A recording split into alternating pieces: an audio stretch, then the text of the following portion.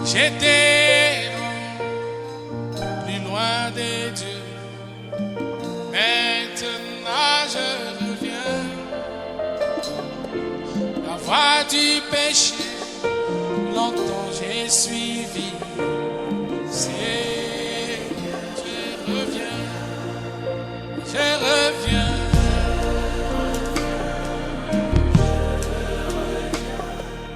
Ne plus errer.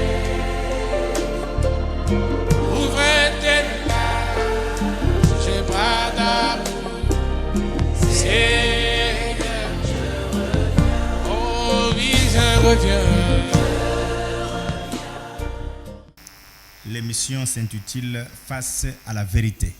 Tunawakumbusha tena namba zetu za simu Pour qui voudra poser des questions, kwa yeyote atakayetaka kuuliza maulizo. c'est votre devoir, Ni mapashwa yenu, c'est votre droit. ni haki yenu. C'est au 081 Ni 081 28 42 28 42 998 09 09 74 74 42 42 31 31 62. 62.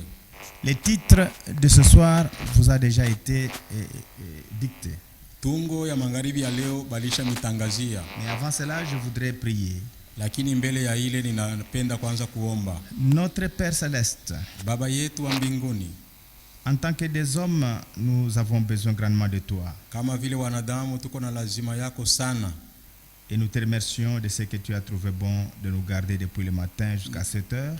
na tunakushukuru ngisi ili kupendeza tuishi tangu asubuhi mpaka hii wakati wa magharibi. Nous consacrons ce peu de temps entre tes mains pour que nous puissions apporter ta parole. Hii muda kidogo tunaikabidhi mikononi mwako tufikie kupeleka neno lako. Nous savons que nous parlons à une foule mélangée, Hasa zaidi tunavyosema na kikundi kenye kuchanganika, mais c'est toi qui connais qui est dans le besoin de la parole de ce soir. na wewe unajua mwenye kuhitaji neno kabisa ni nani. Et réponds, Seigneur, en nous utilisant comme des vases. Bwana, ujibu ukitutumikisha kama vile vyombo mikononi mwako. Accorde la guérison à ceux qui sont malades Upane uponyaji kwa wale ambao ni wagonjwa, et fortifie ceux qui sont devenus faibles dans la foi. na watie nguvu wenye wanakuwa wadhaifu katika imani. Touche le cœur de ceux qui ne t'ont pas encore expérimenté comme leur sauveur Gusa mioyo ya wale ambao hawajakuonja kama vile Mwokozi, et bénis ton peuple dans cette ville de Kalemi. na ubariki taifa lako katika mji huu wa Kalemi. Bénis la ville tout entière, Bariki mji mzima, bénis les autorités en place, ubariki wenye mamlaka wa fasi yetu hii, bénis notre cher pays, le Congo démocratique, ubariki nchi yetu ya kidemokrasia ya Kongo tunayoipenda sana, ainsi que toutes les autorités, na hivi benye mamlaka bote, au nom de notre Seigneur et Sauveur Jésus-Christ. jina la Bwana na mkombozi wetu Yesu Kristo. Amen. Amen. Nous allons lire notre écriture de base. Tutasoma ile andiko yetu ya msingi, C'est dans Ephésiens chapitre 5, ni katika kitabu cha Efeso sura ya 5 verset 22. mstari 22. Femmes, soumettez-vous à votre mari comme au Seigneur. Ninyi wake mutii waume wenu kama kutii Bwana, Car le mari est le chef de la femme, comme Christ est le chef de l'Église qui est son corps et dont il est le sauveur. kwa maana mume ni kichwa cha mke kama Kristo vile vile ni kichwa cha kanisa, naye ni mwokozi wa mwili. Mais tout comme l'Église se soumet à Christ, que les femmes aussi se soumettent en tout à leur mari. Lakini kama vile kanisa linavyotii Kristo, hivi vile vile wake watii waume wao katika kila kitu. Marie, aimez votre femme comme Christ a aimé l'Église. Waume mupende wake wenu kama vile Kristo alivyopenda kanisa, Il s'est donné lui-même pour elle, akajitoa mwenyewe kwa ajili yake, afin de la conduire à la sainteté après l'avoir purifiée et lavée par l'eau de la parole. apate kulitakasa akiwa amelisafisha kwa maji katika neno, Pour faire paraître devant lui cette église glorieuse, sans tache, ni ride, ni rien de semblable, mais sainte et irréprochable. apate kujiletea mwenyewe kanisa la utukufu pasipo alama wala kikunjo wala kitu chochote kama hivi, lakini liwe takatifu na pasipo kilema. Que le Seigneur ajoute la bénédiction à cette lecture de la parole. Na Bwana aongeze mibaraka kwa usomi wa hii neno. Nous étions en train de parler au sujet du filtre d'un homme qui réfléchit. Tulikuwa tukisemea juu ya kanyungio ya mtu mwenye kufikiri. Un homme qui réfléchit ne pourra pas laisser de mauvaises choses entrer en lui, des choses qui pourront produire la mort. Mtu mwenye kufikiri mzuri hata acha vitu vibaya viingie ndani mwake, bile vitu vyenye vinaweza kumletea kifo. Et nous avons donné l'exemple de la fabrication des cigarettes. Na tukaleta mfano wa kutengenezwa kwa tumbako. La cigarette avant, il n'y avait pas de filtre. Tumbako mbele habakuwa banatiaka ile chiffon ile kanyungio tuko nasemea. On prenait directement la fumée Balikuwa banavuta mara moja ile moshi yake, et parfois un seul tige pouvait suffire pour étancher la soif du fumeur. na mara moja tu muti moja tu wa sigareti ungaliweza kutoshelea kwa kutosha kiu ya mwenye alikuwa navuta. Mais plus tard vint cette tromperie qui s'est glissée dans la commercialisation de la cigarette. Nyuma sana kukakuja ile udanganifu yenyewe ilikuja mkutengenezwa kwa tumbako. Avec beaucoup d'hypocrisie, Na unafiki mwingi sana, ils ont dit qu'on va mettre le filtre wakasema tutatia ile kanyungio qui va empêcher à la nicotine d'entrer dans l'homme, yenye itazuia ile nikotine isingie ndani ya mtu. alors que la nicotine c'est elle qui est à la source du cancer. Na japo ile nikotine ndio inaanzishaka kansa ndani ya mwili wa mtu. Vous pouvez vous imaginer quand quelqu'un va voir le docteur, que le docteur lui dit que tu as un cancer.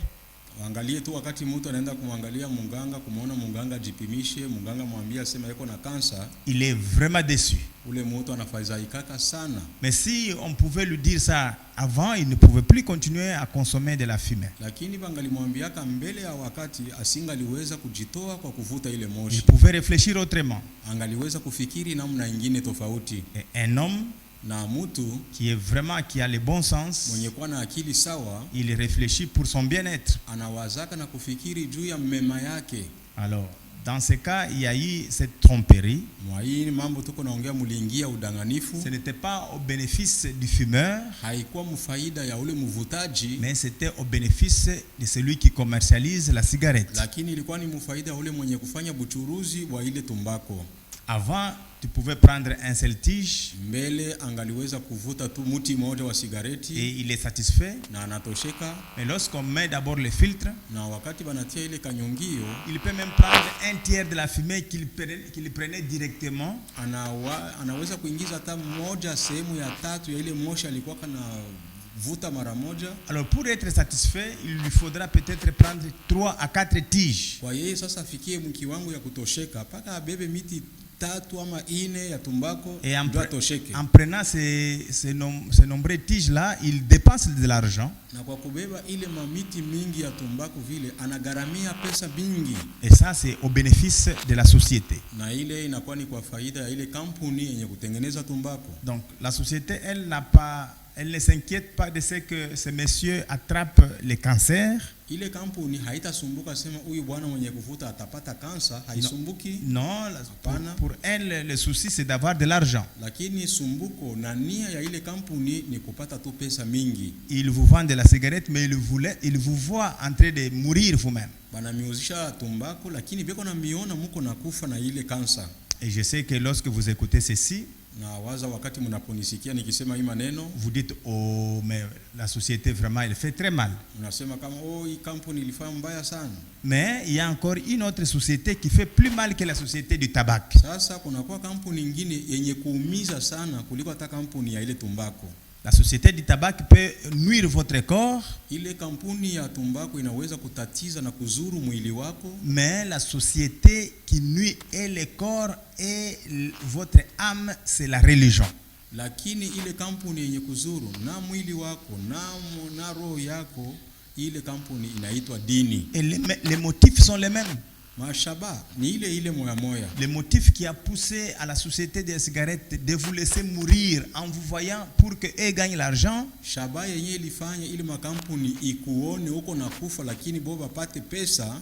c'est le même motif qui amène la religion à vous laisser prendre des enseignements contraires à la Bible et ils vous voient en train de mourir dans l'âme. Na njo ile shaba moja yenye kufanya dini ikuone uko na kufa kwa ajili tu ya vitu yenye itaingia ndani ya nafsi yako. Ils vous laissent faire des choses Wanamiacha mufanye vitu contraires à la parole. vyenye kupingana na neno la Mungu. Ils n'ont pas besoin de la santé de votre âme. Habana na lazima ya afya ya nafsi Ils ne yenu. s'inquiètent pas du sort qui arrivera à votre âme. Habasumbukie tukio gani itaonekana kwa nafsi yako, Leur souci, c'est de gagner l'argent sous votre dos. lakini sumbuko yabo na nia yabo ni bapate kupata franga kumgongo wenu. Et c'est vrai, ils se sont enrichis, Na kweli banatajirika, mais notre âme est en danger. lakini nafsi yetu inabakia tu muhasara. C'est pourquoi nous avons tenu à vous parler de ces filtres d'un homme qui réfléchit. Na ndio sababu tulikusudia kuwazungumzia kuhusu ikanyungio ya mtu mwenye kufikiri. Tout celui qui entre dans l'église, Yeyote mwenye kuingia mkanisa il faut que son âme puisse trouver un goût.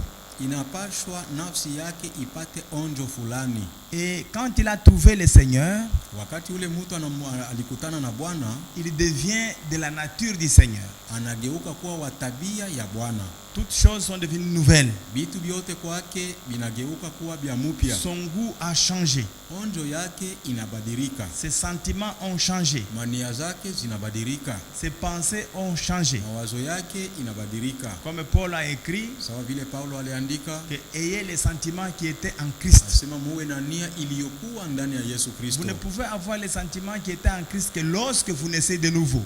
Utakuwa na nia yenye ilikuwa ndani ya Yesu Kristo mpaka wakati unazalika mara ya pili. Et lorsque vous naissez de nouveau, Na wakati unazalika mara ya pili, vos pensées mawazo yako doivent céder la place aux pensées de Christ. inapaswa sasa iachie fasi mawazo ya Kristo, Parce que kwa sababu en croyant en Jésus-Christ, mkumwamini Yesu Kristo, en disant oui à la parole de Dieu, mkusema ndiyo kuneno la Mungu, vous êtes fiancé à Christ, unakuwa mchumba wa Kristo, vous mariez à Christ. utaolewa na Kristo. Et de la même manière que la femme doit être soumise à son mari, comme nous avons dit, nous avons lu dans Ephésiens chapitre 5. Sawa sawa ngisi mwanamke anapasha kutii mume wake, vile tulitoka kusoma mwa Efeso 5:22. Ainsi, celui qui se réclame être chrétien doit obéir Christ en toutes choses. Na hivyo ule mwenye kujidai kuwa Mkristo anapasha kumtii Kristo katika mambo yote. Pourquoi Paul appelle-t-il les femmes à se soumettre Kwa nini basi Paulo anawaalika wanawake wapate et kutii les hommes à aimer? na wanaume nao wapende? Donc, quand nous avons lu cela chez les Éphésiens, peut-être que les femmes chrétiennes qui goûtaient depuis peu à la liberté en Christ, Wakati tulisoma ile, labda wanawake wenye walikuwa wanatarajia kupata ile uhuru ndani ya Kristo, trouvaient-elles la soumission difficile pour être peut-être pour être des chrétiens? labda walikuwa wanaona kutii ni kitu kigumu sana kwa sababu kufikia kwa Kristo wanawake. Peut-être que les chrétiens étaient habitués au pouvoir illimité Mara qui leur nyingine conférait la société romaine. bali wa Kristo walikuwa na uhuru wenye kuwa na mipaka yenye Barumi walikuwa wanawapatia, Et que ces hommes n'avaient pas l'habitude de traiter leurs femmes avec respect et amour. labda wale wanaume nao hawakuwa na hali ya kuweza kubeba babibi yao na mapendo. Quoi qu'il en soit, Hata iwe vile, mari et femme sont appelés à se soumettre l'un à l'autre. mume na mke kila mmoja anaitwa apate kutii. C'est ce que nous avons lu dans Ephésiens chapitre 5 verset 21. Ile ndio tuliweza kusoma katika Waefeso sura ya 5 mstari 22. Là où il est écrit, Pale kwenye inaandikiwa, soumettez-vous les uns aux autres dans la crainte de Dieu. asema munyenyekeane katika uoga wa Kristo wa moja kwa wengine. Oui, Ndio. ce n'est pas que vous êtes marié et que vous devez vous comporter de la mauvaise manière. Haiko kusema tu juu uko bwana munyumba waanze kutenda tu vile utaona. Vous devez vous soumettre les uns aux autres. Unapaswa kunyenyekeana wamoja na Et wengine vous aimer réciproquement. na kupendana mmoja na mwingine. Oui. Ndio. Et là, on parle du rôle du mari et de la femme, des esclaves. Pale inasemewa juu ya kazi ya mwanaume, ya mwanamke na ya watumwa, Les femmes, wanawake, les enfants, watoto esclaves. na watumwa. À ce moment-là, ils devaient se soumettre au chef de la famille. Muile wakati sasa bote walipaswa kutii ule baba wa nyumba. Et oui, la soumission des esclaves, c'était jusqu'à leur libération.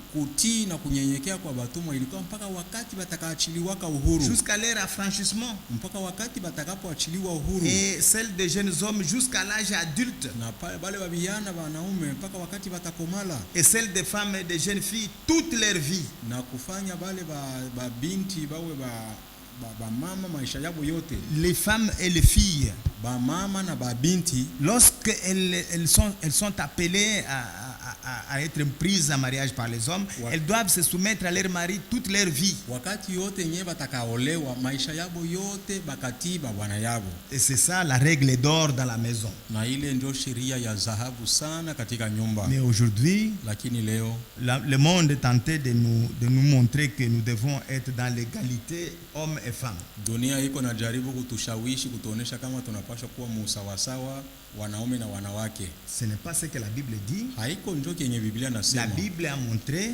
Yo Biblia ilionyesha depuis que nous avons lu, tangu tuliweza kusoma, la femme doit être soumise à son mari, mwanamke anapaswa kumutii mume wake, car le mari est le chef de la femme, kwa maana mume ndiye kichwa cha mwanamke, comme Christ est le chef de l'église, sawa vile Kristo alivyo kichwa cha kanisa, qui est son corps ambao ni mwili et wake dont il est le sauveur. na yeye ni mwokozi wa mwili. Tout comme l'église se soumet à Christ, Sawa sawa na kanisa linavyomutii Kristo, que les femmes aussi se soumettent en tout à leur mari. wanawake nao watii katika kila jambo kwa wanaume wao.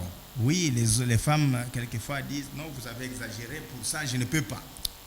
Inafikiaka mara nyingine wanawake wanasema bwana na wewe unapitisha kwa hii sitatii. Non, ce n'est pas correct selon la parole de Dieu. Haiko sawa vile kulingana na neno la Mungu. Relisez la parole. Musome tena mara nyingine Et neno. une femme qui s'appelle chrétienne, Mwanamke wote mwenye kujiita kwa Mkristo, aussi longtemps qu'elle n'est pas soumise à son mari, wakati wote hana mwenye kutii mume wake, n'a pas droit d'être appelée chrétienne. hana na haki ya kuweza kuitwa Mkristo mwanamke. Parce que du verset 25 au verset 30, Kwa maana tangu mstari wa 25 mpaka mstari wa 13, Paul consacre 2 fois plus de mots à montrer aux maris qu'ils doivent aimer leur femme et comment. Paulo anasema zaidi ya mara 2 kuonesha wanaume yao wanaume ngisi wanapaswa kupenda babibi yao na namna gani batawapenda, Qu'a appelé les épouses à se soumettre à leur époux.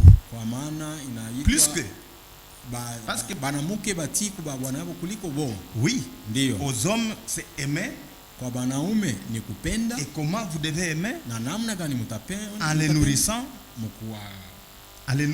mkubalisha, en les vêtissant, mkubavika en prenant soin d'elles. na kubashughulikia. C'est ça la responsabilité.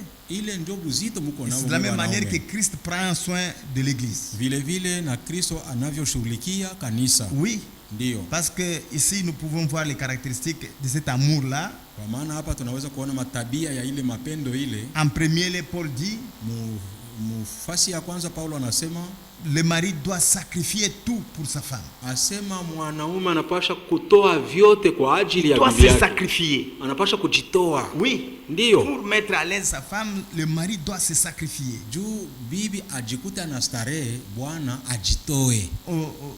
La deuxième tâche, Na kazi ya pili, à faire de son bien-être à elle une priorité. abebe ule umutu wa bibi yake kuwa njoo kitu kya kwanza kya Le kuangaikia. mari ne doit pas être insensible quand la femme est dans le malheur, en train de souffrir. Mwanaume hapashi kubakia hajali kitu wakati bibi yake iko nateswa. La femme ne mange pas, toi tu es insensible. Bibi yako hakuli, unabakia pasipo La kujali. femme n'est pas en bonne santé, tu es insensible. Bibi anabakia pasipo kuwa na afya mzuri, haujali. La femme n'a pas d'habit, tu es insensible. Bibi yako ana na mavazi mzuri, Tu haujali. ne peux acheter d'habits que lorsque ta femme met au monde. Manake uona muuzi yako nguo paka bibi yako akizala. La femme ne peut manger de la viande que le jour de Nouvel An. Manake bibi yako kula nyama paka siku ya mwaka mpya. Ce n'est pas correct. Habiko sawa. L'homme a une responsabilité. Mwanaume eko na buzito. Pas l'homme qui reste à la maison Mwanaume anabakia kunyumba et la femme va chercher à manger pour elle. na mwanamke ndio anaenda kutafuta chakula. Non, Hapana. c'est l'homme qui a la responsabilité. Mwanaume ndio mwenye ile buzito. Et la troisième caractéristique de cet amour, Na tabia ya tatu ya ile mapendo, c'est à prendre le même soin d'elle que de son propre corps. maana yake ni kushughulikia bibi yako vile unajishughulikia wewe mwenyewe kumwili wako. Oui. Ndio. Comment vous pouvez avoir un mari propre et une femme sale? Bitakuwa tu je we bwana uwe safi lakini mwanamke buchafu. Comment vous pouvez sortir, vous allez manger les grillades dans un coin, mais vous laissez les haricots chez la femme? Utatoka tu je uende ukule matuchoma lakini bibi yako unamwachia maharagi kumoto. De la même manière que vous prenez soin de votre propre corps, Vile vile kuna shughulikia mwili wako wewe mwenyewe. il faut autant prendre soin de votre femme. na ndio vile vile tena unapaswa kushughulikia mwili wa bibi yako, Parce qu'un homme normal qui réfléchit ne peut pas d'abord haïr son propre corps. kwa maana mtu mwenye kufikiri mzuri hawezi kwanza kuchukia mwili wake Il est mwenyewe. malade, il ne veut pas aller à l'hôpital. Eko mgonjwa kwa hospitali haendaki, Il a faim, il ne veut pas manger. eko na njaa lakini hapendaki kula, Il a l'argent, mais sans habits, il ne veut pas acheter des habits. eko na pesa bila mavazi lakini hapendi kuuza mavazi. Un homme comme ça ne réfléchit pas. Mtu wa vile hawazi mzuri, Et aucune épouse ne redouterait de se soumettre à un mari pareil qui la traite comme son propre corps. na hakuna mwanamke mwenye anaweza kumutii mume wa Qui vile, ne peut pas refuser. hawezi kukatala kumutii mwanaume mwenye kumshughulikia vile sasa vile kwa anajishughulikia mwenyewe. Oui. Ndiyo, Et systématiquement, elle va accepter de se soumettre. kwa kweli kabisa atakubali kujitiisha. Un homme qui se sacrifie pour son épouse. Mwanaume mwenye kujitolea kwa ajili ya bibi Et la yake, femme voit comment le mari se sacrifie. na bibi eko naona namna gani bwana yake eko najitoa juu Un homme yake. qui fait du bien-être de sa femme une priorité. Mwanaume mwenye anafanya uheri wa bibi yake uwe ndio kitu kenye atafukuzia kwanza. Comment une femme ne peut-elle pas se soumettre à un homme comme ça? Namna gani itafikia tu mwanamke akose kumutii mwanaume wa vile? Voyez-vous? Mnaona? Il en est de même de l'église et de Christ. Na ndio vile mambo iko kulinganisha Kristo na kanisa. Christ prend soin de l'église en tout. Kristo eko nashughulikia kanisa katika mambo yote. Christ a aimé l'église. Kristo alipendaka kanisa. Christ s'est donné lui-même pour l'église. Kristo akajitoa mwenyewe kwa ajili ya kanisa. Christ cherche tout pour conduire l'église à la sainteté. Kristo anatafuta namna yote ya kuongoza kanisa kwa utakatifu. C'est pour cela qu'il a prévu l'eau de la parole. Na ndio sababu alitayarisha maji ya neno. Pour faire paraître devant lui cette église glorieuse. Jua afanye hii kanisa ya utukufu ionekane mbele yake. Sans tache ni ride. Bila taka wala kikunjo. Ni rien de semblable. Wala kitu chochote kama hivi. Mais sainte et irréprochable. Lakini ikiwa takatifu na pasipo laumu. Voyez? Verset 28. Mstari wa 28 de Ephésiens chapitre 5. Ya Waefeso sura ya 5. L'apôtre Paul résume, dit: c'est ainsi que le mari doivent aimer leurs femmes comme leur propre corps. Na Paulo anasema kama hivi vile vile inafaa waume kupenda wake wao wenyewe kama mili yao wenyewe. Celui qui aime sa femme s'aime lui-même. Yeye anayependa mke wake mwenyewe anajipenda mwenyewe. Au verset 29. Mstari 29. En effet, jamais personne n'a détesté son propre corps. Maana hakuna mtu kabisa aliyechukia mwili wake mwenyewe. Au contraire, il les nourrit. Lakini anaukulisha et en prend soin, na kuushughulikia, tout comme le Seigneur le fait pour l'église. kama Kristo vile vile anavyotendea kanisa. Parce que nous sommes les membres de son Kwa corps, kuwa sisi ni viungo vya mwili wake, formés de sa chair et de ses os. tuliotengenezwa kwa nyama yake na mifupa yake. C'est ainsi, c'est un mystère. Na hii ni siri. Ce n'est pas que vraiment ce conseil que l'apôtre Paul nous a donné, c'est seulement pour éviter la convoitise sexuelle. Haiko tu ishauri kusema ni juu tupate kuepukana na tamaa ya kingono. Le mariage, en fait, n'est pas considéré comme une nécessité pratique, comme un remède à la convoitise sexuelle. Ndoa haiko dawa ya kuweza kutosheleza ile tamaa ya kingono. Oui, parce qu'il y a des gens qui sont mariés, qui partent encore chercher d'autres femmes. Ndiyo, kuko banaume benye koa lakini wanatoka kwenda kutafuta tena banamuke bengine. Mais c'est une illustration de la relation entre Christ et l'église qui a été montrée par l'apôtre. Lakini ni mfano yenyewe Paulo alitumikisha kwa kuonesha uhusiano ulio katikati ya kanisa na Kristo. L'église doit être soumise à Christ en toutes choses. Kanisa linapaswa kumutii Kristo katika mambo yote. Et ne laisser rien entrer que par l'autorisation de la parole de Dieu. Usiache kitu chochote kuingia ndani mwako isipokuwa tu kwa ruhusa ya neno la Mungu. Et c'est comme cela que nous avons appelé la parole de Dieu un filtre. Na ndio vile tulifikia kuita kama neno la Mungu ni kanyongio. Un filtre des hommes qui réfléchissent. Ni kanyongio ya watu wenye kufikiri vizuri. Et quand vous utilisez ce filtre, ça vous donne le goût d'un homme saint. Na wakati unaingia ndani ya ile kanyongio inakupatia onjo ya mtu mtakatifu. Mais il y a encore des choses qui sont permises dans les églises. Na kuko bitu sasa binaruhusiwa ndani ya makanisa. Parce que les gens soutiennent les désirs et le goût de ces hommes du monde qui viennent dans l'église. Kwa sababu batu banakamatisha maonjo na mania ya bale batu benye kuya mu kanisa. Ils ont le goût des hommes mondains. Beko na nia na onjo ya batu wa kidunia. Et quand on vient avec ce goût des hommes mondains, Na wakati wanakuja na ile onjo ya vitu ya kidunia, on les laisse entrer banabaacha kuingia mu kanisa et on leur dit, na banawaambia vous irez au ciel. mutaenda kumbingu. Alors qu'en réalité, Na japo katika de ukweli la même manière que la société des tabac, vous voyez mourir par le cancer de cigarettes qu'ils vendaient, mwa ile namuna makampuni ya sigareti ilikuwa na miona muko nakufa na ile sigara walikuwa wanamiuzisha, ainsi les églises, vous voyez mourir votre âme, na hivi makanisa leo inaona nafsi yenu iko mukufa, alors que eux, ils sont en train de profiter de l'argent. na bo beko napata faida ya pesa kungambo yenu. Leur souci, Nia yabo ce n'est pas l'âme. haiko manafsi yenu. Oui, Ndio leur souci, c'est votre argent. nia yabo na masumbuko yabo ni pesa yako ile ubatolee. C'est ce que le Seigneur a expliqué dans Jean chapitre 10. Na ndio kenye Bwana alifasiria katika Yohane sura ya 10 Lorsqu'il parlait wakati alikuwa anasema des mercenaires. asema Le bali mercenaire, bafanyakazi ba mshahara. les mercenaires ne s'inquiètent pas de la vie de brebis. Bafanyakazi ba mshahara habasumbuki yake maisha ya makondo, Pas du tout. hapana kabisa. Ainsi, il faut voir des choses qui peuvent vous envoyer au ciel ou celles qui peuvent vous envoyer en affaire. Na hivi unapaswa uchunguze, uangalie mzuri vitu gani vitakupeleka kumbingu na vitu gani vinaweza kukupeleka motoni. C'est comme cela que l'apôtre Jean a écrit Na ndio ngisi vile mtume Yohane aliandika dans 1 Jean chapitre 4. katika Yohane wa kwanza sura ya 4, 1 Jean chapitre 4, Yohane wa kwanza sura ya 4 verset 1er. mstari wake wa kwanza. Bien-aimés, ne vous fiez pas à tout esprit, mais mettez les esprits à l'épreuve pour savoir s'ils sont de Dieu, car plusieurs prétendus prophètes sont venus dans le monde. Yohane wa kwanza sura ya 4 mstari wa kwanza. Wapenzi, msiamini kila roho, lakini jaribuni roho kama zimetoka kwa Mungu, kwa sababu manabii wa uongo wengi wametokea duniani. Au verset 2, Mstari wa pili. voici comment identifier l'esprit de Dieu. Tout esprit qui reconnaît que Jésus est le Messie venu en homme est de Dieu.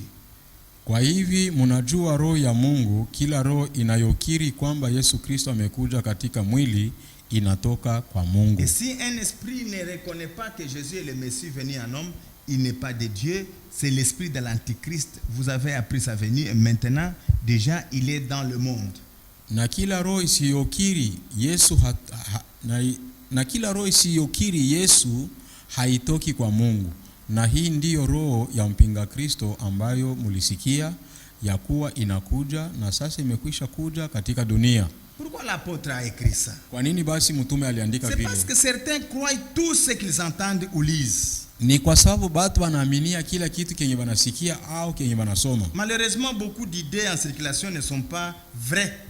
Lakini kabisa mawazo mengi haiko ya kweli. Être croyant, ce n'est pas être crédule, quelqu'un qu'on peut tromper facilement. Kuwa mwaminifu sio kuwa mtu mwenyewe anaweza kudanganyiwa kwepesi. Être chrétien, c'est vérifier chaque message que nous entendons. Kuwa Mkristo ni kuchunguza kila ujumbe yenye uko nasikia kwa masikio yako. Même si la personne qui l'apporte affirme qu'il est de Dieu. Hata ule mtu mwenye kuleta ile ujumbe anakuhakikishia kusema yeye anatoka kwa Mungu. Si tel est bien le cas, Kama ndio ngisi mambo iko, ce message sera en accord avec les enseignements de Christ. manake ile mafundisho yake inapaswa ikubaliane kabisa na mafundisho ya C'est Kristo. pourquoi l'apôtre dit, bien-aimé, ne vous fiez pas à tout esprit. Na ndio maana mtume anasema msitegemee kila roho. Parce que chaque enseignement a un esprit derrière. Kwa maana kila mafundisho inakuwa na roho fulani nyuma yake. Et si vous avalez n'importe quel enseignement, Na kama wewe unakubali na kuaminia kila mafundisho yoyote, donc vous n'avez pas un filtre qui vous permet de vérifier ou de bloquer des choses qui ne sont pas correctes. manake hauna na kanyungio yenye inaweza kukusaidia kuchunguza wala kuzuia vitu fulani vyenye habiko sawa. Votre filtre a vraiment de grands trous. Kanyungio yako ishakuwa na matundu kabambi. Il y a plusieurs manières de tester quelqu'un pour voir si son message vient de Dieu. Kuna kwa namna mingi tofauti ya kupima kama ujumbe wa mtu hii inatoka kwa Mungu au La hapana. première consiste à vérifier si ces paroles correspondent à ce que dit la Bible. Kitu cha kwanza ni kuchunguza masemi ya ule mtu, je, inaambatana na Biblia? Oui. Ndiyo. La nature de son engagement dans le corps des croyants. kujitoa kwake katika mwili ya waaminifu. Vous lisez là-bas dans 1 Jean chapitre 2 verset 19. Unasoma pale katika Yohane wa kwanza sura ya pili Son mstari style de 19, vie, namna yake ya kuishi maisha ya kila siku, comme il est écrit sawa vile inaandikiwa dans 1 Jean chapitre 3 verset 23. katika Yohane wa kwanza sura ya 3 mstari 23. Il est dit quoi? Inasemewa nini? 1 Jean chapitre 3 verset 23. Yohane wa Et kwanza sura ya voici 3 mstari wa quel est son 23. commandement. C'est que nous croyons au nom de son Fils Jésus-Christ et que nous nous aimions les uns les autres comme il nous l'a ordonné. Na hii ndiyo amri yake, kwamba tuamini jina la mwana wake Yesu Kristo na kupendana sisi kwa sisi kama alivyotupa amri. Celui qui garde ses commandements demeure en Dieu et Dieu demeure en lui. Et nous reconnaissons qu'il demeure en nous à l'esprit qu'il nous a donné. Naye anayeshika amri zake anakaa ndani yake, naye ndani yake, na hivi tunajua ya kuwa anakaa ndani yetu kwa Roho ambaye alitupa sisi. Voilà le style de vie. Na ile ndio roho ya Mungu. Et la seconde manière de tester si vraiment quelqu'un si son message vient de Dieu, Na namna ya pili ya kujaribu kuona kama ujumbe wa huyu mtu unatoka kwa Mungu, les fruits de son ministère. ni matunda ya utumishi wake, Comme il est écrit ici dans 1 Jean chapitre 4 verset 6. kama vile inaandikiwa hapa katika Yohane wa kwanza sura ya 4 mstari wa 6. Nous sommes de Dieu. Asema sisi ni wa Mungu. Celui qui connaît Dieu nous écoute. Yeye anayejua Mungu anatusikia. Celui qui n'est pas de Dieu ne nous écoute pas. Yeye asiyetoka kwa Mungu hatusikie C'est sisi. ainsi que nous identifions l'esprit de la vérité et l'esprit de l'erreur. Kwa hivi tunajua roho ya ukweli na roho ya upotevu. Donc ne croyez pas n'importe quoi. Maana yake msifikie kuamini haizuru Il nini. faut filtrer tout ce que vous entendez. Inapasha kuchuya vyote vyenye mko Il nasikia. faut filtrer tout ce que vous lisez. Inapasha kuchuya vyote vyenye mko nasoma. Et l'unique façon de filtrer, c'est de voir si vous entendez, vous acceptez ce que les apôtres prêchent ou pas. Na namna ya kuchuya mzuri ujue kama uko msawa ni kuangalia benye ba mitume banahubiri kama unavikubali au hapana. Oui, Ndiyo. ce sont des tests auxquels il est possible de recourir. Ile ni mavipimo vyenye unaweza kukimbilia kwa kupata uhakika. Mais la question la plus importante de toutes, Sasa ulizo ya maana sana katikati ya yote c'est ce qu'il croit au sujet de Christ. ni kwamba ule mtu anaamini nini kuhusu Kristo. Est-ce qu'il enseigne pleinement que c'est lui qui est Dieu? Eti anafundisha kama Kristo ndio mwenyewe mwenye kuwa Mungu kweli kweli. Et il est également pleinement homme. Na ule Mungu ule eko kabisa kabisa mwanadamu. Jésus-Christ était à la fois homme et à la fois Dieu. Yesu Kristo alikuwa mara moja mtu na alikuwa mara moja Mungu. Il y a dans ce monde beaucoup de voix qui prétendent parler pour Dieu. Na leo mdunia mnakuwa masauti mengi yenye kujiwazia kama inasema kwa upande wa Mungu. Mais appliquons-leur ces tests pour vérifier qu'elles annoncent effectivement la vérité divine. Na tubasogeze sasa kwa hii maandiko tuone kama kweli kweli batakuwa munjia ya Mungu. Parce que nous sommes appelés à tout vérifier, à Kwa tout maana filtrer. tunaalikwa kuchunguza kila kitu. Beaucoup de gens n'ont pas le temps de filtrer. Watu wengi hawana na wakati wa kuchuya, wa Beaucoup de gens kunyungula. n'ont pas le temps d'examiner. Watu wengi hawana na wakati wa kuchunguza. L'apôtre Jean a écrit dans Ephésiens chapitre 2, Mtume non, dans Apocalypse plutôt chapitre 2, Mtume Yohane aliandika katika Ufunuo sura yake ya 2 verset 2, mstari wa 2, il commence par là. anaanzia pale, Je connais tes œuvres, ninajua matendo yako, ton travail kazi et yako ta persévérance. na kudumu kwako. Je sais que tu ne peux pas supporter le méchant. Ninajua kama hauwezi kuwavumilia watu waovu. Écoutez, Musikie. tu as mis à l'épreuve ceux qui se prétendent apôtres sans l'être. Umejaribu wale wanaojiita mitume nao hawako mitume. Et tu les as trouvés menteurs. Ukawatambua kuwa ni waongo. N'éprouvez pas les gens par vos sentiments. Hapana kupima batu kulingana na mania yako. N'éprouvez pas les gens par les enseignements de votre église. Hapana kuhukumu batu kulingana na mafundisho ya kanisa lako. Éprouvez les gens par ce que la Bible enseigne au travers des apôtres et des prophètes. Ujaribu kuhukumu batu kulingana na mafundisho ya bamitume na banabii. Oui, Ndiyo, nous venons de lire ici. tunatoka kusoma hapa. L'apôtre Jean écrit, nous sommes des dieux. Mtume Yohana anasema si haba tuko ba C'est Mungu. lui qui connaît Dieu, Mwenye kumjua Mungu nous écoute. anatusikia C'est sie, lui qui ne connaît pas Dieu, lakini mwenye hamjui Mungu ne nous écoute pas. hatusikie sisi C'est par là que mitume. nous identifions Na ndio pale tunafikia kutambua l'esprit de l'erreur roho ya kosa et l'esprit de la vérité. na roho ya kweli. Mais aujourd'hui, Lakini leo les gens sont nés dans les églises, batu wanazalika ndani ya makanisa, grandis dans les églises, wanakomea mu makanisa, et quiconque lui apporte une connaissance contraire à ce qu'il a toujours dans cette na église, mwenye atamuletea kujua ama ufahamu yenye kupingana na kile kinyana kwaka nako mkanisa yake masiku yote, pour lui, celui-là c'était l'antichrist. kwake yeye ule mwenye kumletea ukweli ya vile ni mpinga Kristo. Il n'est pas antichrist, Hana mpinga Kristo, il est hapana. anti-enseignement de ton église. Yeye anapingana na mafundisho ya kanisa yako. Nous avons lu les caractéristiques d'un antichrist Tulisoma matabia ya mpinga Kristo et nous voudrions rappeler na tunapenda tena que tukumbushe la tâche vraiment des chrétiens, c'est de vérifier. ya kama kazi kabisa ya Wakristo ni kuchunguzaka. Paul écrit dans 1 Timothée, Paulo anaandika katika Timotheo wa kwanza, 1 Timothée chapitre 2, Timotheo wa kwanza sura 2, ya pili, 1 Timothée chapitre 2, Timotheo wa kwanza sura ya pili verset 7. mstari wa 7. Écoutez ce qui est écrit. Musikie kenye kinaandikiwa. 1 Timothée chapitre 2 verset 7. Timotheo wa kwanza sura ya pili mstari wa 7. Nous remontons un peu plus haut, verset 5. Tunapanda kidogo kumstari wa 5. En effet, il y a un seul Dieu. Kwa kweli kabisa Mungu ni mmoja. Mais je commence par poser la question. Lakini mimi naanza kuuliza kwanza.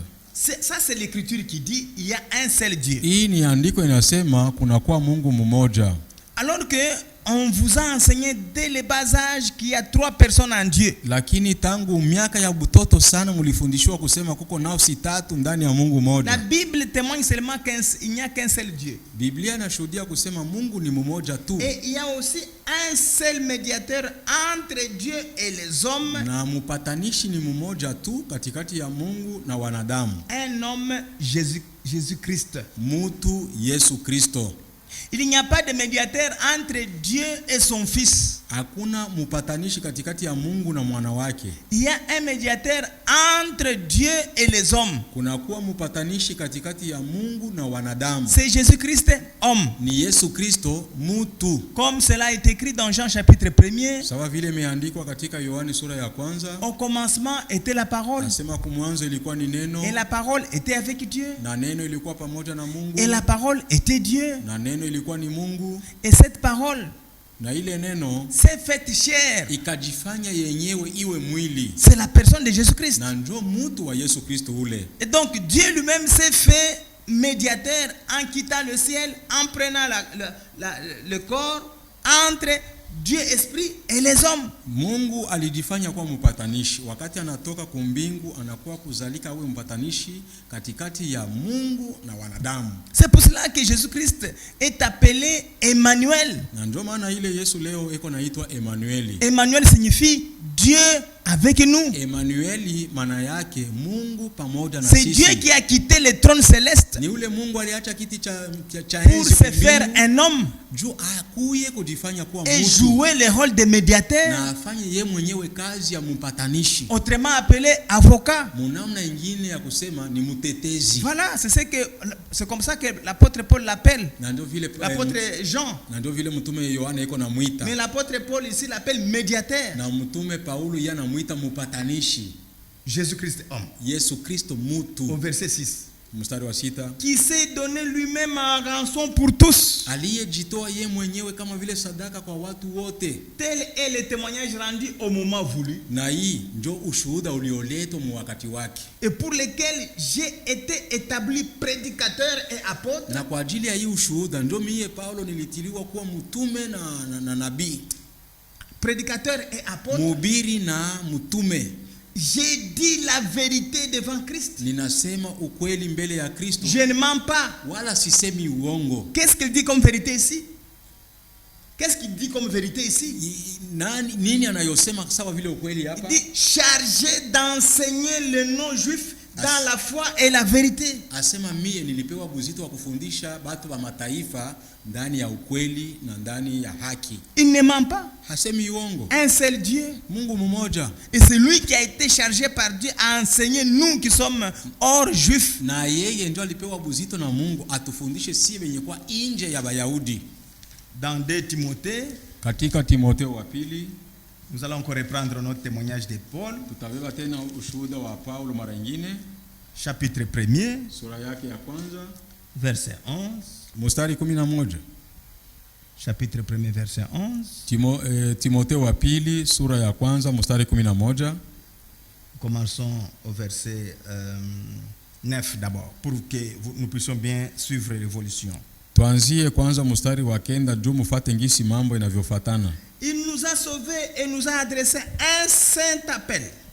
Ambaye alituokoa akatuita kwa mwito mtakatifu. Et il ne l'a pas fait à cause de nos œuvres, mais à cause de son propre plan et de sa grâce qui nous a été accordée en Jésus-Christ de toute éternité. Si kwa kadiri ya matendo yetu, lakini kwa kadiri ya kusudi lake mwenyewe na neema yake tuliopewa katika Kristo Yesu mbele ya nyakati ya zamani. Et qui a maintenant été révélé par la venue de notre Sauveur Jésus-Christ.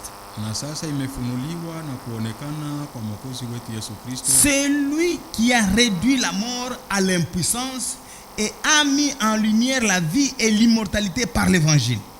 Aliyebatili kufa na kufunua uzima na maisha yasiyokoma kwa njia ya habari njema. Écoutez au verset 11. Msikie mstari 11. Pour lesquels j'ai été établi prédicateur et apôtre, chargé d'enseigner les non-juifs. Kwa habari njema hii niliyowekwa mhubiri na mtume na mwalimu wa mataifa. Voilà.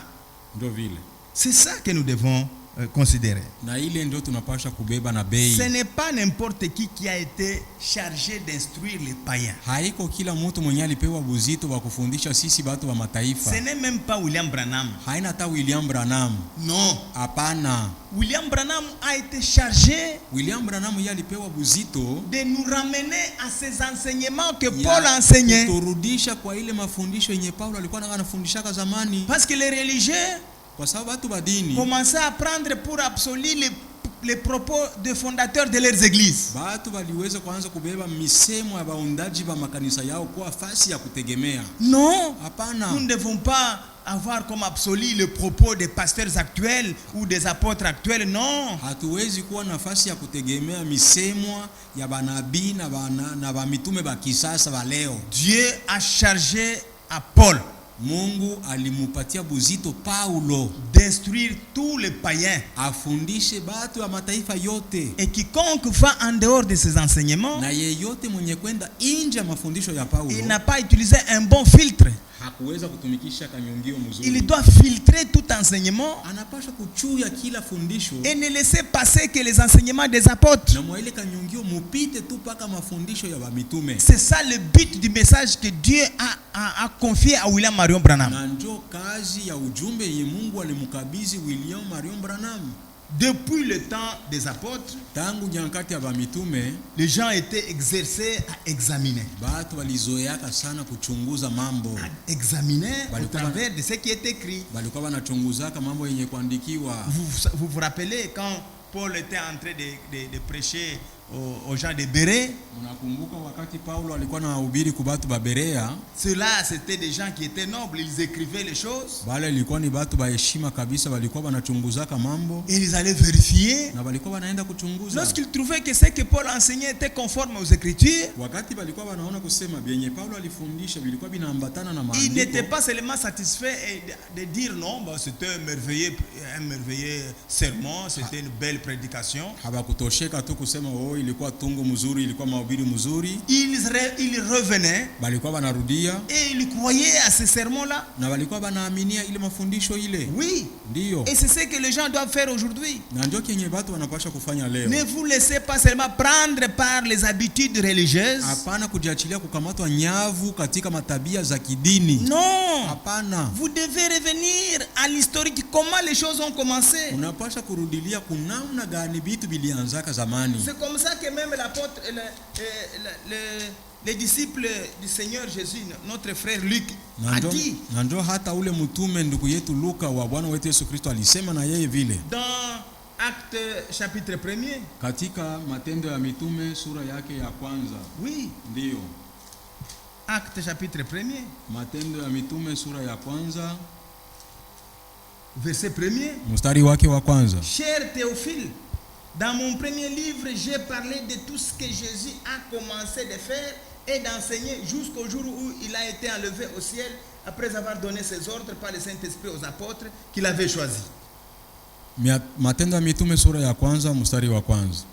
Katika kitabu cha kwanza Teofilio mheshimiwa, nilikuandikia mambo yote aliyoanza Yesu kufanya na kufundisha hata siku ile alipochukuliwa juu, nyuma ya kuagiza kwa Roho Mtakatifu mitume ambao aliwachagua. Oui, Ndiyo, il a commencé alianza de tout ce que le Seigneur a commencé de faire kwa vile vyote yenye Bwana alianzaka kufanya et à enseigner. na Il n'a kufundisha. pas commencé au bon milieu comme ça. Hakwanza tu mkatikati hivi, Non. hapana. Qu'est-ce qu'il a, il a écrit dans son premier livre? Aliandika nini mkitabu chake cha kwanza? Si vous pouvez lire dans Luc chapitre 1er, Kama mnaweza kusoma katika Luka sura ya kwanza verset 1er. mstari wake wa kwanza. Plusieurs ont entrepris de composer un récit des événements qui se sont accomplis parmi nous. Kwa sababu watu wengi wametia mikono yao kutengeneza habari za maneno yale yaliyotimiziwa katikati yetu. D'après ce qu'ils nous ont transmis, ceux qui ont été des témoins oculaires dès le commencement et qui sont devenus des serviteurs de la parole. Kama wale waliokuwa tangu mwanzo washuhuda na watumishi wa lile neno. Il y a des gens qui étaient au début. Kuko batu benye balikuwaka kumwanzo. Nos pasteurs actuels n'étaient pas au début. Bachungaji betu ba leo habakuwaka kule Non. kumwanzo. Hapana. Non. Hapana. Il faut consulter ceux qui étaient au début. Inapaswa kubauliza na kuangalia bale benye walikuwaka mbele Même kumwanzo. quand vous voulez faire des recherches, Hata unapenda kufanya mautafuti. vous allez poser des questions à des gens qui ont existé avant. Utauliza maulizo yako kwa wale wenye waliishi mbele yako. Pour la question de salut, Kwa mambo ya wokovu, poser des questions aux gens qui étaient avec Christ, muulize maulizo kwa wale watu wenye waliishi pembeni ya Kristo. qui ont écouté Christ. Wenye walimusikiaka Kristo na masikio yabo. Et donc Christ a ouvert leur esprit. Na wale watu wenye Kristo alibafungulaka akili ya roho yabo. Ils étaient des témoins oculaires Wenye walikuwa bashuhuda bakujionea na et qui sont macho. devenus des serviteurs de la parole. Leo wanageuka kuwa watumishi ba neno. Au verset 3, Mstari wa 3. il m'a donc paru bon à moi aussi qui me suis soigneusement informé sur toutes ces choses dès l'origine. Niliona vema vile vile kwa sababu nilifuata habari za kweli ya yote tangu mwanzo. Suivez les choses dès l'origine. Mufate bitu tangu kumwanzo. Ne prenez pas au beau milieu ici. Hapana kukamatia nyoka katikati. Une église qui a été fondée Kanisa yenyetu iliundwa en 1900 tel. mwaka 1900 na fulani Est-ce na que kifulani. 1900 tel, c'est ça le début? Eti ile ndio mwanzo. Votre église a commencé Kanisa yenu ilianza en 1960. mwaka 1960. Est-ce que c'est ça le début de l'église? Eti pale ndio penye kanisa ilianziaka. On a commencé en l'an 300. Kanisa yetu ilianzia mwaka 300. Est-ce que l'an 300 c'est ça le début? Ile miaka 300 ndio mwanzo wa Non. mambo. Hapana. Retournez à l'origine. Rudia paka kumwanzo kule Là kumwanzo. où il y avait des apôtres. Kule kwenye kulikuwa ba Et mitume. alors vous aurez raison de dire Na ndio pale utakuwa na sheria ya kusema que ce que moi je possède, asema kenye mimi niko nacho c'est ça qui était à l'origine ou non? na ndio kile kilikuwa kumwanzo au hapana. Ainsi, Luc dit, il m'a donc paru bon à moi aussi, Na qui hivi- me suis soigneusement informé sur toutes ces choses dès l'origine. Luka naye anasema kumstari wa 3 anasema niliona vema vile vile kwa sababu nilifuata habari za kweli ya yote tangu kumwanzo. Est-ce que vous avez suivi ces choses comment? Eti na mwe mlifuataka vitu yote kumwanzo hivi. Depuis quand les femmes ont commencé à prêcher? C'est depuis la création de votre église ou depuis le début? Tangu wakati gani banamuke balipewaka ruhusa ya kuhubiri? Ni tangu wakati kanisa yenu ilianzaka au ni tangu mwanzo wa kanisa? Vérifiez soigneusement. Chunguza ile mambo kwa Quelle makini. est leurs origines? Ni mwanzo gani ile? Et il a dit, Na anasema après qu'il se soit soigneusement informé sur toutes ces choses de l'origine, kisha yeye kupata habari za ukweli ya hii maneno yote tangu kumwanzo, de te les exposer par suivi, excellent Théophile, afin que tu reconnaisses la certitude des enseignements que tu as reçus. Kukuandikia kwa taratibu Theofilio mwenye heshima, upate kujua hakika ya maneno yale ambayo uliyafundishwa. Voyez-vous? Unaona? Lui, Luc, en tant que médecin, Yeye Luka kama vile mganga, Luc, il était vraiment conscient comment il était important d'être conscient. Il utilise ses compétences en matière d'observation et d'analyse pour s'assurer de l'exactitude de ces choses. Luka alikuwa na ile zamiri safi ya kubeba kujua kwake, abichunguze pamoja na uhakika wa ukweli. Il ne voulait pas vraiment dire des choses qu'il ne maîtrisait pas. Hakuwa napenda aseme bitu vyenye hakuwa nakamatisha Il mzuri. faut avoir la certitude des enseignements que tu as reçus. Inapaswa kuwa na uhakika wa mafundisho ulioipata. Je vous rappelle l'histoire d'Apollo que tous vous connaissez. Ninawakumbusha historia ya Apollo ambaye mnamjua kama Il wote. prêchait avec certitude, Alikuwa na ubiri na uhakika wote. mais il a rencontré un homme avec sa femme, Lakini akakutana mwanaume mmoja na bibi yake Aquila, Akila et son épouse Priscille, na bibi yake Priscilla. qui l'accompagnait souvent dans l'évangile. Alikuwa anamsindikizaka bwana yake kila mara mkupasha habari njema. Lorsqu'ils ont rencontré Apollo en train de prêcher avec exactitude, Wakati walimkuta Apollo yuko na ubiri na uhakika wa mambo, ils ont compris qu'il avait des limites. balielewa kusema kama Boba alikuwa na Et mipaka. la Bible dit ils l'ont pris à part.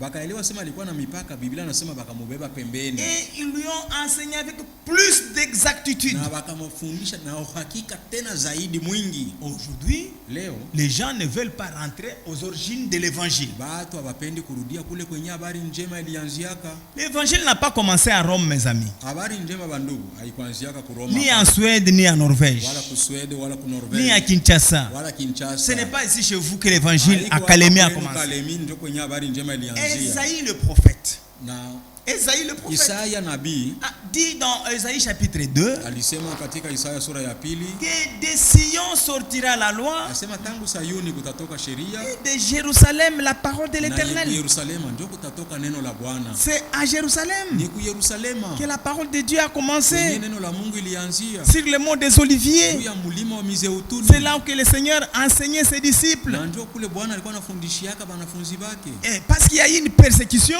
Sasa we lorsqu'il y a eu une persécution, wakati sasa kulikuwa mateso ya kutesa Bakristo, ils sont partis dans le monde. bakasambala Et mudunia. le Seigneur permet des choses pour l'avantage de son royaume. Na Bwana anakuwa anaruhusu mambo fulani ifike juu ya faida ya ufalme wake. C'est ainsi que de Jérusalem la parole est partie. Na hivi kutoka ku Yerusalema neno ikatoka Ça a suivi le parcours du soleil. ikafata ile njia yenye jua inatembeaka, Ça a suivi comme la civilisation.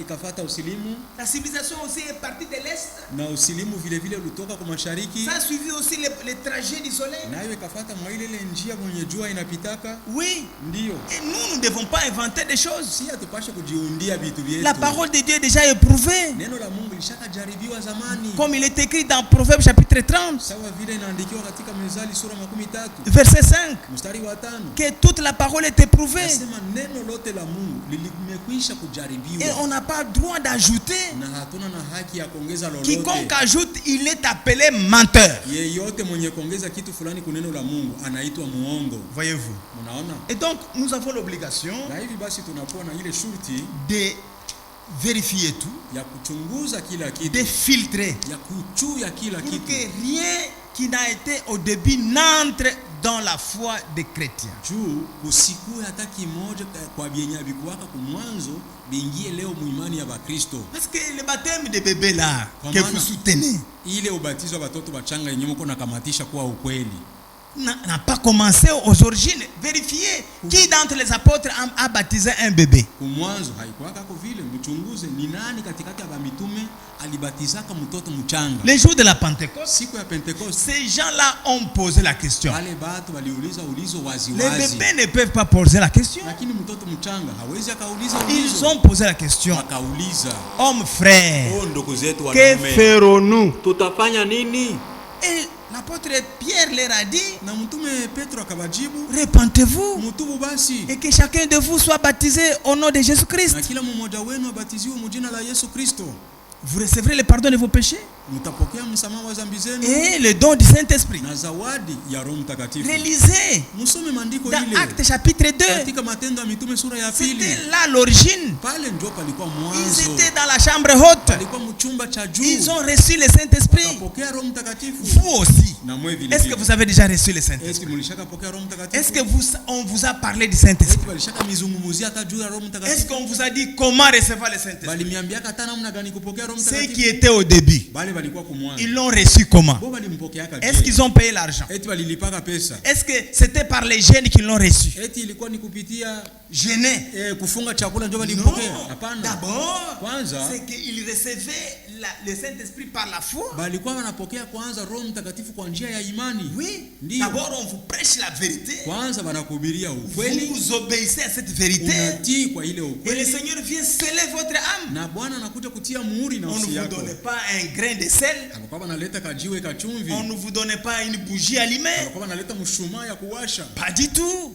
Hapana kabisa. On ne vous apprenait même pas à parler à langue. Hapakuwa anakufundisha hata kusema mlugha. Le Seigneur donnait à chacun comme il le voulait. Bwana alikuwa anapana kwa kila mmoja ngisi alivyotaka Cela le mwenyewe. véritable témoignage de la parole de Na Dieu. ile ndio maushuhuda ya kweli ya neno la Mungu. Oui. Ndiyo. Dans Actes chapitre 15, Katika Matendo ya Mitume sura 15 il est écrit ici, imeandikwa hivi. Actes chapitre 15, Matendo ya Mitume 15 au verset 1 mstari wake wa kwanza jusqu'au verset 6. mpaka mstari wa 6. Actes 15, 1 jusqu'à 6. Matendo ya Mitume 15 mstari wa kwanza mpaka wa Quelques 6. hommes venus de Judée enseignaient les frères en disant: si vous n'êtes pas circoncis selon la coutume de Moïse, vous ne pouvez pas être sauvés. Wakashuka watu waliotoka Yudea wakafundisha wale ndugu ya kwamba ila mutatairiwa kama desturi ya Musa hamuwezi kuokolewa. Paul et Barnabas eurent un vif débat et une vive discussion avec eux. Basi nyuma ya Paulo na Barnaba kushindana na kubishana nao sana, ndugu wakaagiza Les frères Paulo na décidèrent Barnaba alors que Paul, Barnabas et quelques-uns d'entre eux monteraient à Jérusalem vers les apôtres et les anciens pour traiter cette question. Ndugu wakaagiza Paulo na Barnaba na wengine katikati yao wapande kwenda Yerusalema kwa mitume na wazee juu ya ulizo hili. Envoyés donc par l'église, ils traversèrent la Phénicie et la Samarie en racontant la conversion de nos juifs. Ils causèrent une grande joie à tous les frères et sœurs. Basi wakisindikizwa na kanisa wakapita katika Foeniki na Samaria wakielezea ndugu ya kama mataifa wamekwisha kugeuka kwa Mungu, wakafurahisha sana ndugu zote. Oui. Verset 4. Mstari wa Arrivés à nne. Jérusalem, ils furent accueillis par l'église, les apôtres et les anciens, et ils rapportèrent tout ce que Dieu avait fait avec eux.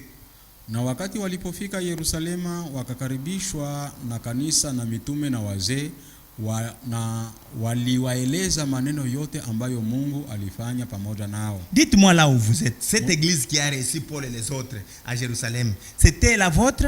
Muniambie kwanza, hii kanisa yenyewe ilipokeaka Paulo na Barnaba kwa Yerusalema ilikuwa ndio kanisa yenu? C'était l'église de Jésus-Christ qui s'appuyait sur les enseignements des apôtres. Ilikuwa ni kanisa ya Yesu Kristo yenye ilikuwa nategemea mafundisho ya mitume. Les apôtres et les anciens, ils rapportaient tout ce que Dieu avait fait avec eux. Mitume na wazee na mitume na wazee na waliwaelezea maneno yote ambayo Mungu alifanya pamoja nao. Verset 5. Mstari wa 5. Alors quelques croyants issus du parti des pharisiens s'élevèrent en disant qu'il fallait circoncire les non-juifs et leur ordonner de respecter la loi de Moïse. Lakini wakasimama watu wengine wa Wafarisayo walioamini wakisema sharti kuwatahiri na kuamuru washike torati ya Musa. Verset 6. C'est là le verset que je cherchais. Na mstari wa 6 ndio ile mstari nilikuwa natafuta. Les apôtres et les anciens se réunirent pour examiner cette question. Mitume na wazee walikusanyika wakifikiri neno hili. Oui. Ndiyo. Ils ont commencé à examiner, Wakaanza kuchunguza, à filtrer, kuchunguza pour voir si réellement kwa kuona kama kweli kweli ça valait la peine ilikuwa na toshelea kabisa que kufanya nini. le non-juif Bale watu wa mataifa soit circoncis bapate kutairiwa et soient ordonnés de respecter la loi de Moïse. na wapate kuamuriwa kuheshimia torati ya Musa. Et lorsque vous suivrez la lecture, Na wakati mtafata usomi, vous allez voir la résolution qui leur a été imposée. mtaona majibu yenye baliweza kupewa. Chers frères et sœurs qui m'écoutez, Wapendwa ndugu na dada wanaonisikia, je n'ai aucun sentiment mal à votre égard. sina hata na nia moya mubaya sana kwa upande wenu. Je n'en veux pas à votre église. Sina mambo ya kuchokoza kanisa lako, Mais je vous exhorte lakini ninawaonya à vérifier les choses dès leurs origines. muchunguze mambo ngisi ilikuwaka tangu kumwanzo Ne yayo. soyez pas fanatiques. Hapana kwa tu mupendelevu tu, Ne soyez pas fanatiques d'une église. hapana kwa mupendelevu, Ne soyez pas fanatiques d'un pasteur. hapana kwa mupendelevu wa mchungaji Soyez fulani. fanatiques de Jésus-Christ et de sa parole. Uwe tu wapendelevu wa Yesu Kristo na neno lake ye mwenyewe. Oui. Ndiyo. Si réellement vous réfléchissez, Kama kweli mko nafikiri vizuri, vous allez revenir à vérifier comment les choses étaient au début. mutarudia mchunguze namna gani mambo ilikuwaka tangu Nous ne kumwanzo. sommes pas les premiers à recevoir la parole de Dieu. Hatuko ba kwanza kupokea neno la Mungu. La parole de Dieu n'est même pas sortie de chez nous comme l'apôtre Paul a posé aux Corinthiens. Est-ce que la parole de Dieu est sortie de chez vous? Neno la Mungu alikutoka tako kwetu kukongo, ngisi Paulo aliwauliza ba Korinto asema eti neno la Mungu lilitoka kwenu Ou est-ce à vous celle qu'elle est parvenue? au ni kwenu mwe peke ndio neno ilimifikia? Comment vous pouvez seulement avoir votre modèle propre sans vérifier ce que les autres ont commencé? Namna gani unaweza kuwa na mfano tu akielelezo yako wewe mwenyewe bila kuchunguza ngisi mambo ilikuwaka kumwanzo? Ça, c'est terrible. Ile ni hatari. Ça va vous mettre en danger. Ile itakutia muhasara. Oui. Ndiyo. Regardez ici Na mwangalia hapa ce que l'apôtre Paul a pris comme prudence. kenye mtume Paulo alikamata kama vile tegemeo Dans Galates chapitre 2. katika Wagalatia sura ya pili. Galates chapitre 2. Wagalatia sura ya pili Il dit ceci. anasema hivi. Il dit 14 ans plus tard, je suis monté de nouveau à Jérusalem avec Barnabas. J'avais aussi pris Tite avec moi. Verset 1er. Mstari wa kwanza. Alafu nyuma ya miaka 14 nilikwenda tena Yerusalema pamoja na Barnaba, nikachukua Tito pamoja nami. J'y suis monté à la suite d'une révélation et je l'ai représenté l'évangile que je prêche parmi les non-juifs. Nami nilikwenda kwa ufunuo, nikawaelezea habari njema ile niliyohubiri katikati ya mataifa. Je l'ai exposé en privé à ceux qui sont le plus considérés, afin de ne pas courir ou avoir couru pour rien. Lakini kwa siri kwao wenye heshima, isiwe akose ninapiga mbio bure au nilipiga mbio bure. Voilà, il était prudent.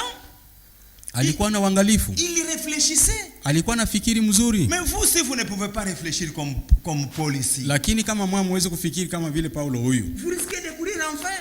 unaweza kufanya hasara kupiga mbio mwa bure. Et c'est ce que lui-même nous met en garde Na ici. ndio kenye yeye mwenyewe anatukalamusha hapa. 1 Corinthiens chapitre 15, Wakorinto wa kwanza 15 verset 1er. mstari wake wa kwanza. Je vous rappelle, frères et sœurs, Bas- l'évangile que je vous ai annoncé, que vous avez reçu et dans lequel vous tenez ferme. Basi ndugu zangu, ninawajulisha ninyi habari njema ambayo niliwahubiri ninyi, mlioipokea vile vile, katikati hii mnasimama imara. Au verset 2. Na mstari wa C'est pili. aussi par lui que vous êtes sauvés, si vous les retenez dans les termes où je vous l'ai annoncé, autrement votre foi aurait été inutile. Na kwa hii mnaokolewa kama ikiwa mnashika sana maneno ambayo niliwahubiri, kama isipokuwa muliamini kwa bure. Oui. Ndiyo. Sinon vous allez croire en vain. Kama si vile mtaamini kwa bure. En vain. Kwa bure. Lui-même quand il a cru, Yeye mwenyewe wakati il est aliamini monté à Jérusalem akapanda Yerusalema pour vérifier, juu ya kwenda kuchunguza, parce qu'il évitait de courir en kwa vain. maana alikuwa anaepukana asipige mbio mbure. Et nous qui l'avons aussi reçu des apôtres, Na sisi ambao tulipokea mambo ya wana il nous mitume, exhorte, anatuonya attention, asema angalisho, vous ne devez rien changer. hamupashe kubadilisha chochote, Autrement, votre foi sera inutile. kama si vile imani yenu itakuwa mbure. Il dit dans 1 Corinthiens 11 ici. Anasema katika Wakorinto wa kwanza 1 11, Corinthiens 11, Wakorinto wa kwanza au 11 verset 1er mstari wake wa kwanza et verset 2. na mstari wa pili. Il dit ceci. Anasema hivi, Soyez mes imitateurs, munifate mimi comme je suis moi-même de Christ. kama mimi mwenyewe nilivyomfuata Kristo. Oui, Ndiyo. lui, la parole qu'il lui a été donné par révélation, neno yenye alipewa kwa ufunuo il l'a suivi exactement.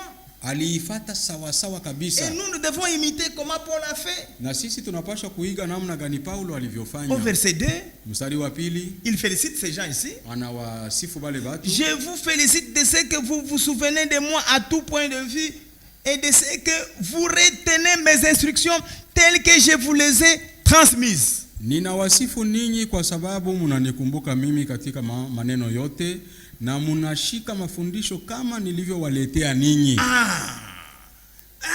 Si vous pouvez retenir les choses telles que Paul les a enseignées, Kama unaweza kushikilia vitu na kuvikamata ngisi Paulo alifundisha, vous êtes les bienheureux. na pale uko mwenye heri sana. Et nous n'avons pas de problème avec vous. Na hatuna mambo na wewe, Mais si réellement lakini kama kweli Paul a baptisé au nom de Jésus-Christ, Paulo yeye alibatiza mjina la Yesu et Kristo, nous vous exhortons à revenir pour recevoir le vrai baptême au nom de Jésus-Christ dans l'eau. na tunamionya murudie kupokea ubatizo mjina la Yesu Kristo ndani ya maji mengi. Où est le problème? Mambo iko wapi?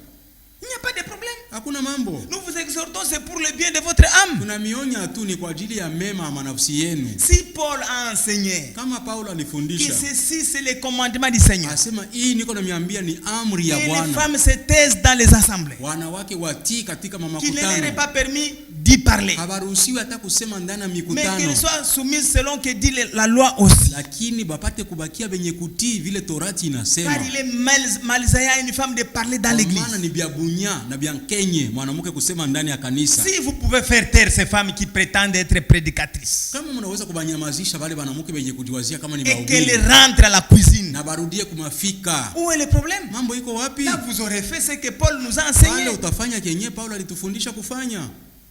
Il faut filtrer tout. Inapashwa kuchuya kila kitu. Ne recevez pas tout. Hapana pendelea na wewe upate kuwa sehemu ya bibi harusi wa Yesu Kristo. Voici la parole de préparation. Hii tuko nakuletea njo neno ya matayarisho. Comme ceux qui ont commencé à l'origine de Pentecôte. Sawa vile bale balianzaka kumwanzo wa Pentekoste. Cette église pentecôtiste, ce n'est pas l'église semblable à celle qui a commencé à la Pentecôte. Hii kanisa yenye kuitwa leo ya Pentekoste haifanani na ile ya Pentekoste ya kumwanzo. Non. Hapana. À la Pentecôte, il n'y avait aucune femme qui prêchait. Kule ku Pentekoste ya kumwanzo hakukuwaka mwanamke hata moja mwenye alikuwa na ubiri. À la Pentecôte, il n'y avait pas de représentant légal. Kule ku Pentekoste ya kwanza hakukuwaka katibu mkuu hata moja. À la Pentecôte, il n'y avait pas d'école biblique. Ku Pentekoste kule hakukuwaka masomo ya kibiblia. Non, non, non, non, non, non. Hapana. Toutes ces choses ont été inventées par les hommes. Ile mambo yote iliundwa njo na batu. Les prédicateurs de la Pentecôte, ce n'étaient pas des théologiens. Bahubiri ba ku Pentekoste habakuwa bana teolojia. Pierre, Petro il ne savait même pas écrire. C'était un homme qui était reconnu comme non instruit. Petro alikuwa anajulikana kuwa munamba ya batu wenye habakusomaka hata kusoma. Mais Lakini sa spécialité, c'est qu'il était baptisé du Saint-Esprit. kwa upekee ni kitu kinaonyesha kama kilikuwa kia upekee kwake, alikuwa anabatiziwa na Roho Mtakatifu. C'est comme ça que Paul dit. Na ndio vile Paulo anasema. Paul dit, si vous pensez que vous êtes prophète Paulo anasema kama wewe unajiwazia huko nabii ou inspiré de au Dieu, mwenye kuongozwa na Roho ya Mungu, reconnaissez que si utambue kusema ce que je vous écris, mimi Paulo niko na kuandikia, ce n'est pas pour moi, c'est haiko un commandement vyangu du mimi, Seigneur. lakini ni amri kutoka kwa Bwana. Si vous dites que vous êtes conduit par le Kama Saint-Esprit, wewe unasema unaongozwa na Roho Mtakatifu, écoutez ce que Paul enseigne. sikia kenye Paulo yuko nasema. Écoutez ce que Pierre enseigne. Sikia kenye Paulo yuko Écoutez nafundisha. ce que les autres apôtres enseignent. Sikia kenye mitume walifundisha. Parce que Paul écrit dans Ephésiens 2, Kwa maana Paulo anaandika katika Waefeso sura ya au pili verset 20, mstari wa 12, que vous êtes édifiés sur le fondement des prophètes et des apôtres. mweye mumejengwa msingi ya mitume na manabii. Et Jésus-Christ étant la pierre Na angulaire. Yesu Kristo yeye mwenyewe akiwa jiwe la Vous mpembe. bâtissez sur quelle fondation? Munabatiza kwa msingi gani? Vous construisez sur quelle fondation? Mweye muko najenga pa msingi C'est gani? votre propre fondation. Unajenga si pa msingi wako Si ile? vous construisez sur votre propre fondation, Ikiwa kama unajenga pa msingi wako wewe mwenyewe en dehors de la fondation des apôtres, nje ya ule msingi yenye ba mitume ce n'est balitia, plus l'église de Jésus-Christ, ile haiko tena kanisa la Yesu c'est Kristo. votre propre église. Ile inakuwa ni kanisa yako wewe mwenyewe. Revenez à la parole de Dieu. Murudilie kuneno la Mungu. Je vous en supplie, Ninawasihi sana au nom de Jésus-Christ, jina la Yesu Kristo, revenez à la parole de Dieu. murudilie murudilie kuneno la Mungu. Sortez du système religieux. Mutoke mwa ile matengenezo ya Et kidini. Dieu a promis de vous accueillir. Na Mungu aliahidia kama Vous atamipokea. serez ses filles et ses fils. Atakuwa wana na binti zake. Et lui sera votre Na père yeye atakuwa baba et yenu votre Dieu. na atakuwa Mungu Et wenu il marchera au milieu de vous. na atatembea katikati yenu. Autrement, Kama si vile vous allez croire en vain. mtaamini kwa bure. Vous allez regretter un jour Mtanungunika siku moja d'avoir méprisé ce que je vous porte comme parole kwa maintenant. kudharau leo kenye niko na miletea sawa vile neno la Mungu Parce que leo. je le dis au nom du Kwa Seigneur. maana niko naisema ni kwa jina la Bwana. Les ciels et la terre passeront, Mbingu na dunia zitapita, mais la parole écrite ne passera jamais. hii neno yenye kuandikiwa kamwe haiwezi kupita. Et c'est par cette parole écrite Na kupitia hii neno yenye kuandikiwa que Dieu va juger le monde. kwenye Mungu atahukumu Dieu ne dunia. va pas juger le monde par la parole, la doctrine de votre église. Mungu atahukumu kanisa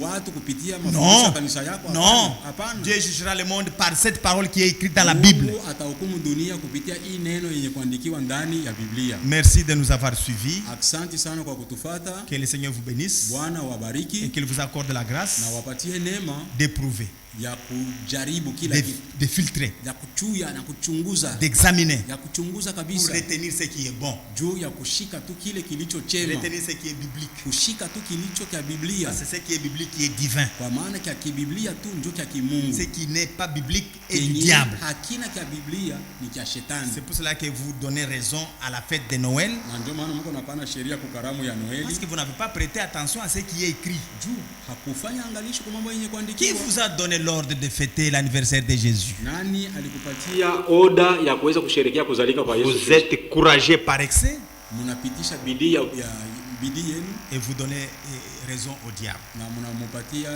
shetani sheria. Que le Seigneur vous assiste. Basi Mungu awabariki. Au nom de Jésus-Christ. Mjina la Yesu Kristo. Amen. Amen. J'étais plus loin de Dieu. Maintenant je reviens. La voie du péché, longtemps j'ai suivi.